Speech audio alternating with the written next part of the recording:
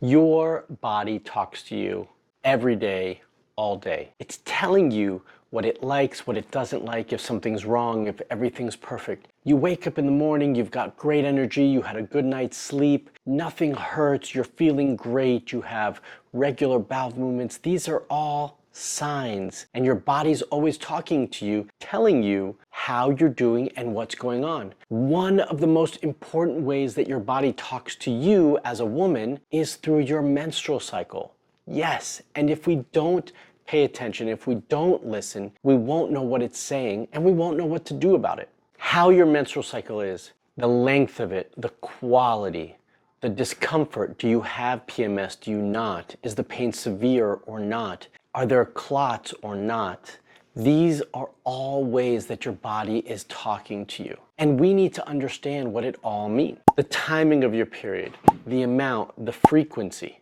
These are all things that can vary throughout your reproductive life cycle. So as you age, these are all things that can shift and change, and they are all influenced by many, many variables. But what happens when your period is too short, or too light, or has too much pain, or irregular, right? That means you're not menstruating or ovulating at a consistent and predictable time. What does this all mean? Well, that's exactly what we're going to talk about today. So let's talk about what your body is telling you through your menstruation and through your cycles. And then let's also talk about what you can do about it.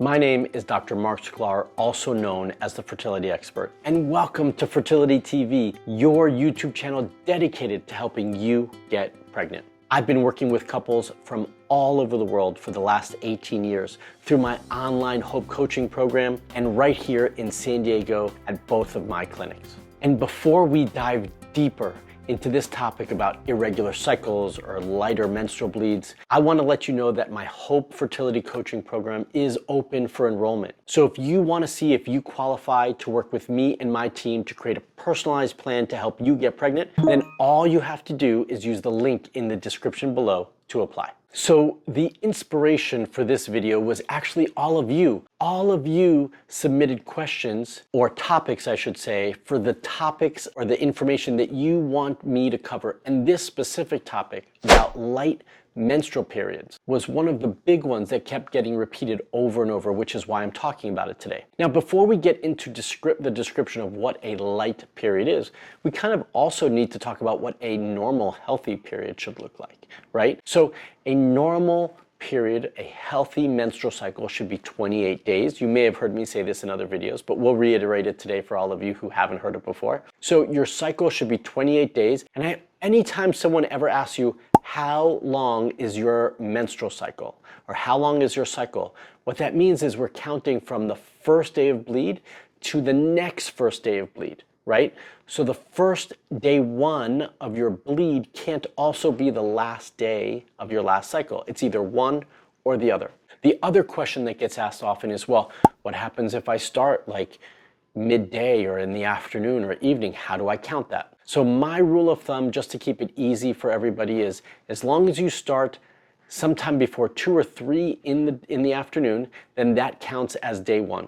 If it's much later than that, then we shift the next day to day one, so the day that you wake up bleeding is considered day one. If you also start off with just a little bit of spotting or very light bleeding, but then the next day it turns into more of a full flow, that's considered day one, okay? And then we count that cycle, the length of that cycle, till the next day one of your cycle. And so hopefully what we're looking for is that is a 28 to 30 day cycle. That is actually what is ideal, okay? And just to also be clear, you ovulate mid-cycle, typically somewhere between day 13, 14, or 15, but everybody ovulates a little bit differently, so you do need to track that on your own. And then when you bleed, what we'd like to see is somewhere between a 4 to 7 day bleed, okay? We'd like to see that it maybe has like 1 day of lighter as you're starting, or it just kind of starts slowly in the day but then picks up as the day goes on. But technically that it starts heavier and more full flow and then tapers off as the days go on. That is what the length of the bleed should look like. And then in terms of color, it should be nice, bright red for all of you. If it does get darker, it should get darker as you taper along throughout your cycle or your bleed. So what is a light bleed then, or a light period? Well, first and foremost, it means you're bleeding for less than, in this case, 4 days. Right? So if you're only bleeding for 1, 2, or 3 days, it's probably a lighter flow. Now, the only exception to this that I will say is that if, and this does count some of those spotting days as you taper, right? So that length, when we say 5-day bleed, it means all the days that you're bleeding for, okay? So the only exception I'll make to that is if those days, those first 2, 3 days are really, really heavy, then maybe I wouldn't consider that a lighter period, right? But typically a lighter period is not just in the amount of days that you're bleeding for, but also in the quantity that you're bleeding. So you should be changing your pad, and I'm going to specifically say pad here because I don't like it when anyone uses a tampon, but you should be changing your pad or have to empty your cup if you're using a cup, about once every 3 to 4 hours in the beginning. Right? And then as those days goes on, you should be able to change it much less frequently, so that should be able to happen less, okay? Now, if you are only changing it once a day or twice a day, or you only need a liner because you're not bleeding very heavy, that is what we would consider a very light period or a light period. Okay? And those are things that we want to start to investigate a little bit deeper. We want to understand why you're having a lighter period, and then potentially start to make changes to impact that and improve not only the amount of days that you're bleeding, but also the quantity, the volume of blood that you're bleeding. All right, so now that we've talked about what a light period is defined as and what a normal period is defined as, let's talk about some of the reasons that might contribute to your period changing or just being light to begin with. So the first thing that I want to talk about, or the first reason, is stress. Now, stress is a common thing for all of us in this day and age. We have stress in a myriad of ways. And certainly if you're going through fertility treatments or trying to conceive and it's been taking a little bit longer than you'd like, then certainly stress starts to creep up, starts to impact your daily life and how you feel. And it can absolutely impact your menstrual cycle. Now, often the way it impacts your menstrual cycle is actually by making it shorter or lighter, which is what we're talking about today, which is why I'm bringing that up. Stress is a very, very big deal, and I don't expect any of you to get rid of all your stress, but I do think we can manage it better. The second major reason why you might start to have light periods is because of your thyroid function. Your thyroid function is actually a big part of your endocrine system, and it helps you maintain balance and homeostasis, both in how you feel energy-wise and your body temperature. But one of the other things that it can absolutely impact is your hormones and your menstrual cycle. And I've often seen that when our thyroid is not functioning properly, that many of you might start to have shorter cycles, shorter bleeds or lighter bleeds, right? So one of the key things that we need to figure out is how your thyroid is functioning. I'm going to talk about testing in just a little bit, but this will always be part of it. So I want you to all to make sure that you advocate for more thyroid testing and that you pay close attention to how your thyroid is functioning. The third big cause for a light period is polycystic ovarian syndrome, PCOS. Now, I'm not going to spend a lot of time talking about PCOS or actually even thyroid issues or many of these conditions. I have many other videos already created on these exact topics. So if you want more information on thyroid function or PCOS, you can check out those videos over here or search my YouTube channel after this video is done. But PCOS is and can contribute to light menstrual bleeds. So this is one of the more common, if not the most common, female endocrine disorder around. And so this is a condition where our hormones are not functioning properly, and a very common reason to have irregular menstrual cycles, but in addition to that, lighter periods as well. Now, I'm going to talk a little bit later about irregular cycles, so I'm not going to get into detail about PCOS, but if you do have PCOS, then that's a common reason why you might have lighter periods. It doesn't mean that we have to be accepting of those lighter periods, it just means that's a reason why. And once we start to support your hormones better and regulate and improve the PCOS, then we can often see your menstrual bleed improve as well. Another cause, but one none of us like to hear or talk about, is actually early menopause. Now, this can happen for a lot of reasons, or the diagnosis can be caused lots of different things. So premature ovarian failure or insufficiency. This is another way of saying menopause or early menopause or perimenopause. Now,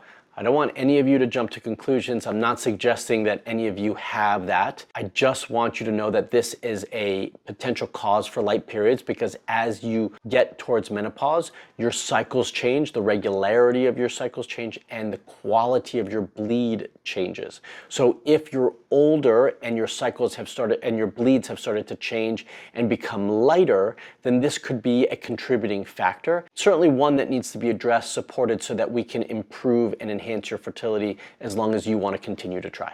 A condition that doesn't get a lot of attention or get discussed often is called Asherman syndrome. Now, many of you actually posted questions or wanted me to talk about Asherman syndrome, and I thought this was a great way to do that, is to actually pull it into this topic in this video, because we are talking about lighter periods. Now, what Asherman syndrome is scarring in the endometrium of the tissue, and that typically happens after you've had what's called a DNC, which would be as a result of a miscarriage or a pregnancy that's not able to be maintained. Then many women need to have what's called a DNC, where they help to get your cycles back started if you're not able to do that on your own. And it's basically scraping the endometrium, the tissue, out of your uterus to help get you going in the right direction, to help you, basically bleed. Now, sometimes we do DNCs, or DNCs are offered as a means just to help clean out the uterus. It doesn't have to be associated with a miscarriage or a pregnancy loss, but that's typically how that happens. And if you've had multiple DNCs,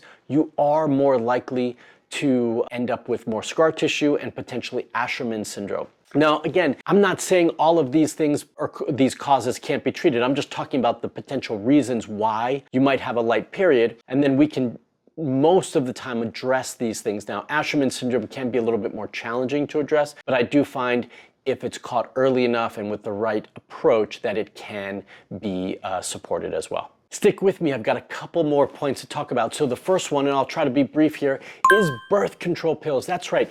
If you're on the birth control pill, then you could have a lighter period, and that's very purposeful because the pill does that. I have also found that if you've had long or extended use of birth control pill, or birth control for that matter, and you come off of it, very often it's hard to get a more normal period to start, and that bleed is not always the same. And then last but certainly not least, I'm not going to cover all the potential reasons why you might have a light period, but weight changes. So abrupt changes in your weight, either too much or too little, right? Or too much of a weight gain or too much of a weight loss, I should say, are contributing factors and potential reasons why you might see a shift in your menstrual cycle and the length and quality of your menstrual bleed as well. So these are things that do need to be assessed and then addressed as well. Now, does having a light period affect your fertility? This is a really important question. Now, I probably wouldn't be talking about it if it wasn't a big deal and impacted your fertility. And I'm not suggesting that having a light period affects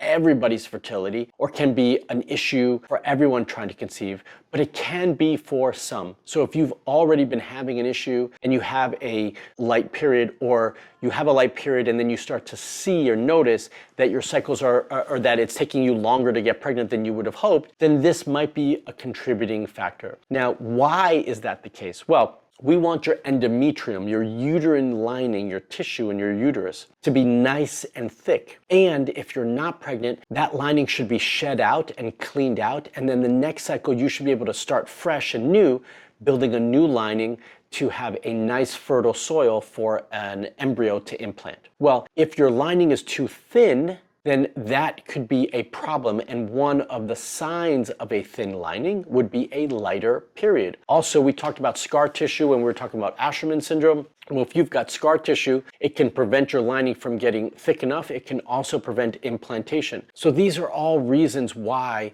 we need to address this underlying issue and really start to enhance as much as possible your menstrual bleed and create a healthy menstrual cycle. Well, what do we do to fix this? Well, first and foremost, we need to understand what's going on. So I want all of you to take a step back. Most of us know or if we take some time to analyze our health, our lifestyle, we can usually pinpoint what's going on or if something's changed, and then probably pinpoint, well, what's been different. So I want all of you to take a little bit of time first and foremost to evaluate yourself, your menstrual cycle, and your life, right? What's going on? Have you seen a recent change? If so, what have you done in the last, let's say, month or 2 or 3, whatever that time frame is that you've seen a change in your bleed? What have you done that might be contributing to it, right? Have you gained too much weight and you're not eating healthy? Have you lost a lot of weight? Do you not feel well? You're not sleeping well enough? Has stress creeped up, right? Like, analyze your overall health. We can usually come up with a short list of things that are bothering us, maybe some contributing factors that we need to take into account. And then you have to talk about that with your healthcare provider. What is it that you see that they can support you with, and bring that up and have a real dialogue and conversation. After you've done your self-evaluation, we need to do a more thorough evaluation, and that always starts with testing. So we need to do testing. Testing is key to getting the proper understanding of what's causing these problems for ourselves, and then obviously creating a healthy plan to change those and get the results that we want. So testing is very, very important. First and foremost, we need to do some hormone testing. We need to check FSH, LH, estradiol, DHEA, testosterone, progesterone, a myriad of other hormones, which I talk about in plenty of my other videos. But more importantly, today we also talked about thyroid. I want to make sure you all do a thorough thyroid check, not just your TSH and T4, but also look at T3 and both the free T3 and free T4. And the ones that are often ignored and forgotten about or left out are the antibodies for your thyroid. So dig deeper, make sure that you do a thorough evaluation of your thyroid and all your other hormones as well. Additionally, doing a scan of your uterus is also going to be important. Why? Well, we talked about Asherman syndrome, we talked about scar tissue. There could be other blockages going on. So I always like to start with an HSG, which just gives us an understanding for the uterine environment and cavity and the fallopian tubes. An ultrasound is always good. But if we really need to see scar tissue, we're not going to see it on any of those. We actually need to look inside. That means not you looking inside, your OBGYN looking inside, and with a camera so that they can see with their own eyes if there's any obstructions or any issues.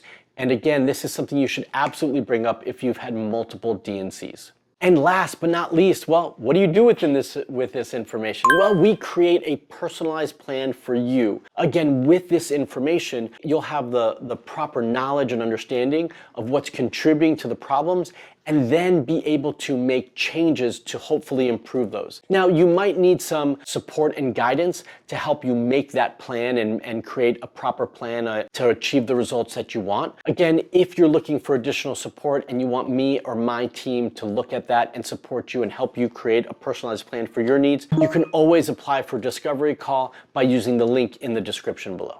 That's a lot of information for one video, but I did want to touch on, for just a moment, irregular cycles or no cycles whatsoever. This is really important.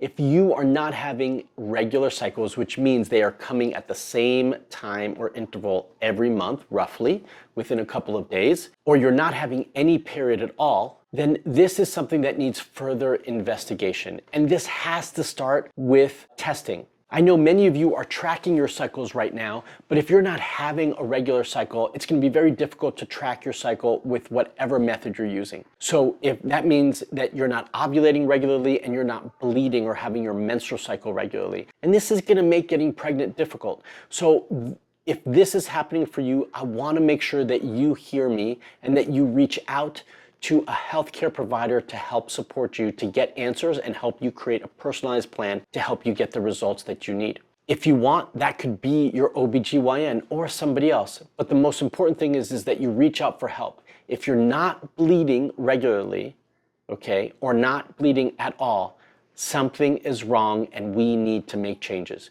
You need to make changes, but you need answers first. So if you're not having a regular period or a regular cycle, then I want to encourage you to get support so that you can get pregnant faster. I want to hear from all of you. I want you to tell me, how you found this video. Did you like this video? Comment below and let me know. And if you did, what was valuable? What's the 1 or 2 pieces of information that you didn't know before that you think is really important for you now that we've talked about it in this video? Comment below and let me know. If your periods are light or irregular, or you're not having a menstrual cycle at all, then let's talk. I'm here for you. I want to support you. All you have to do is apply by using the link in the description below to apply for a discovery call to see if my team and I can help you. All right, did you like this video? If so, give me a thumbs up. If you know someone who is having irregular cycles or has light periods, then share this video with them. Let them know that there are things that they can do and there is support out there for them as well. If you're not a subscriber to my YouTube channel, then make sure you subscribe. Hit that bell right there to get notified when I put out my next video for all of you. And until the next video, stay fertile.